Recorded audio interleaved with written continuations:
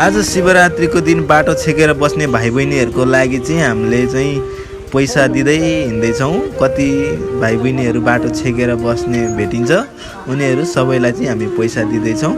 हेरौँ, बहिनी चाहिँ हेर यहाँ बसिरहेछ अनि बहिनी चाहिँ हामीलाई चक्लेट दिनु खोज्यो है, हामीले पैसा दिएछौँ। यो ठुलै बहिनी हेर्नुहोस् त, यहाँ झन् आमामा यति लाठे भएको बहिनी झन् बाटो छेकेर बसेको छ है। हेर ढुङ्गाले हान्न खोजिरहेको छ हामीलाई उल्टै झन्।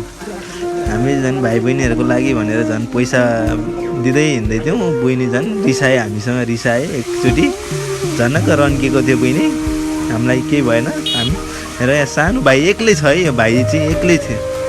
यो भाइको लागि नै हामीले पैसा दियौँ, त भाइ खुसी भएर हाँस्दै गए अनि हामी यहाँबाट नि निक्ल्यौँ। फेरि अगाडि चाहिँ ठुल्ठुला भाइ बहिनीहरू पनि थिए, त्यही यहाँबाट नि हामीले पैसा दिएर हामी यहाँबाट नि हिँड्यौँ। त्यसपछि यहाँ त झन् 3-4जनै थिए, 3-4 डोरी लिएर बसिरहेको थिए भाइ बहिनीहरू। यहाँबाट नि हामीले चाहिँ अब छुटकरा पाउँछौँ कि पाउँदैनौँ भन्ने चाहिँ लागिरहेको थियो, तर बहिनी हामीलाई हेरेर चाहिँ केही भन्दै थियो।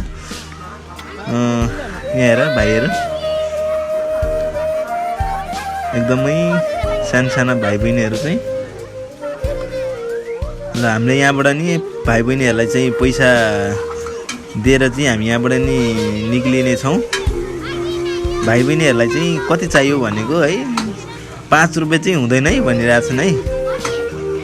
भाइले टाउको बनायो। ल बहिनी हेर, ल सबैलाई बाँड्ने है भनेर हामी यहाँबाट निक्ल्यौँ। ल यहाँ हेर बहिनी, यो बहिनी चाहिँ हामीसँग एकदमै रिसाइरहेको छ है।